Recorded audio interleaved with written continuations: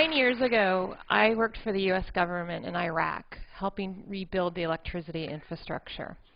And I was there, and I worked in that job because I believe that technology can improve people's lives. One afternoon, I had tea with a storekeeper at the Al Rashid Hotel in Baghdad. And he said to me, "You Americans, you can put a man on the moon, but when I get home tonight, I won't be able to turn on my lights." At the time, the US government had spent more than $2 billion on electricity reconstruction. How do you ensure technology reaches users? How do you put it in their hands so that it is useful? So those are the questions that my colleagues and I at DREV ask ourselves. And DREV is short for Design Revolution. And I took over the organization 4 years ago and really focused it on developing products that actually reach users. And not just any users, but customers who live on less than $4 a day. One of the key areas we've been working on recently is medical devices. And while it may not be obvious that medical devices has something in common with Iraq's electricity grid then, there are some commonalities. Despite the advanced technology, it's not reaching the people who need it most. So I'm going to tell you about one of the projects we've been working on, the ReMotion Knee. And it's a prosthetic knee for above-knee amputees. And this project started when the Jaipur Foot Organization, the largest fitter of prosthetic limbs in the world, came to the Bay Area and they said, "We need a better knee."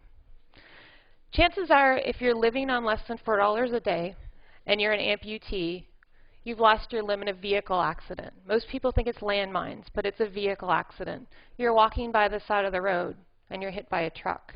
Or you're trying to jump on a moving train, you're late for work, and your pant leg gets caught. And the reality is that if you don't have much money, like this young man named Kamal right here, the option you really have is a bamboo staff to get around. And how big a problem is this? There's over 3 million amputees every year who need a new or replacement knee. And what are their options? This is a high-end, this is what we would call a smart knee. It's got a microprocessor inside. It can pretty much do anything, but it's $20,000. And to give you a sense of who wears this, veterans, American veterans coming back from Afghanistan or Iraq would be fit with something like this. This is a low-end titanium knee. It's a polycentric knee, and all that that means is the mechanism. It's a 4-bar mechanism that mimics a natural human knee. But at $1,400, it's still too expensive for people like Kamal. And lastly here, you see a low-end knee. This is a knee that's been designed specifically for poor people. And while you have affordability, you've lost in functionality. The mechanism here is a single axis, and a single axis is like a door hinge. So you can think about how unstable that would be. And this is the type of mechanism that the Jaipur Foot Organization was using when they were looking for a better knee. And I just wanted to give you a sense of what a leg system looks like, because I'm showing you all these knees, and I imagine it's hard to think how it all fits together. So at the top you have a socket, and this fits over someone's residual limb. And everyone's residual limb is a little bit different. And then you have the knee, and here I've got a single axis on the knee so you can see how it rotates. And then a pylon, and then a foot. And we've been able to develop a knee, a polycentric knee, so that type of knee that acts like a human knee, mimics human gait, for $80 retail. But the key is, you can have this great invention, you can have this great design, but how do you get it to the people who most need it? How do you ensure it gets to them and it improves their lives? So at DREV, we've done some other projects. And we looked at 3 things that we really believe ensures gets technologies to customers, to users, to people who need it. And the first thing is that the product needs to be world-class. It needs to perform on par or better than the best products on the market.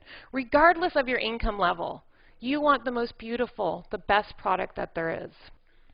I'm going to show you a video now of a man named Ash. You can see him walking. He's wearing the same knee system here with a single axis knee. And he's doing a 10-meter walk test. And you'll notice that he's struggling with stability as he's walking. And something that's not obvious, that you can't see, is that it's psychologically draining to walk and to be preventing yourself from falling. Now, this is a video of Kamal. You remember Kamal earlier holding the bamboo staff. He's wearing one of the earlier versions of our knee. And he's doing that same 10-meter walk test. And you can see his stability is much better. So world class isn't just about technical performance, it's also about human performance. And most medical devices we've learned as we've dug in are really designed for Westerners, for wealthier economies. But the reality is our users, our customers, they do different things. They sit cross-legged more. We see that they squat. They kneel in prayer. And we designed our knee to have the greatest range of motion of almost any other knee on the market. So the second thing we learned, and this leads into my second point, which is that we believe that products need to be designed to be user-centric. And at Dira, we go one step further and we say, you need to be user-obsessed. So it's not just the end user that you're thinking about, but everyone who interacts with the product. So for example, the processist who fits the knee, but also the context in which the knee is being fit. What is the local market like? How do all these components get to the clinic? Do they all get there on time? The supply chain, everything that goes into ensuring that this product gets to the end user and it goes into part of the system and is used. So I wanted to show you some of the iterations we did between the first version, the Jaipur knee. So this is it right here. Notice anything about it? It clicks. We had seen that users had actually modified it. So do you see that black strip right there? That's a homemade noise dampener. We also saw that our users had modified it in other ways. You can see there that that particular amputee, he had wrapped bandages around the knee. He had made a cosmesis. And if you look at the knee, it's got those pointy edges, right? So if you're wearing it under pants or a skirt or a sari, it's really obvious that you're wearing a prosthetic limb. And in societies where there's social stigma around being disabled, people are particularly acute about this. So I'm going to show you some of the modifications we did. We did a lot of iterations, not just around this, but some other things. But here we have the version 3, the remotion knee. But if you look in here, you can see a noise dampener. It's quieter. The other thing we did is that we smoothed the profile. We made it thinner. And something that's not obvious is that we designed it for mass production. And this goes into my last point. We really truly believe that if a product is going to reach users at the scale that it's needed, it needs to be market-driven. And market-driven means that the products are sold. They're not donated. They're not heavily subsidized. A product needs to be designed to offer value to the end user. It also has to be designed to be very affordable. But a product that is valued by a customer is used by a customer, and use is what creates impact. And we believe that as designers, it holds us accountable to our customers. And with centralized manufacturing, you can control the quality control, and you can hit that $80 price point with profit margins built in. And those profit margins are critical, because if you want to scale, if you want to reach all the people in the world who possibly need a knee, it needs to be economically sustainable. So I want to give you a sense of where we're at. We have fit over 5,000 amputees. And one of the big indicators we're looking at, of course, is does it improve lives? Well, the standard is someone still wearing their knee 6 months later? The industry average is about 65%. Ours is 79%. And we're hoping to get that higher. Right now, our knees are worn in 12 countries. This is where we want to get, though, in the next 3 years. We'll double the impact in 2015, and we'll double it each of the following years after that. But then we hit a new challenge, and that's the number of skilled prosthetists who are able to fit knees.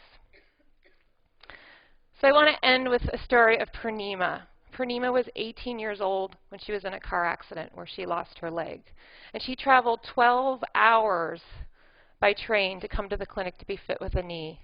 And while all of the amputees who wear our knees affect us as the designers, she's particularly meaningful to me as an engineer and as a woman, because she was in school. She had just started school to study engineering. And she said, well, now that I can walk again, I can go back and complete my studies. And to me, she represents the next generation of engineers solving problems and ensuring meaningful technologies reach their users. So thank you.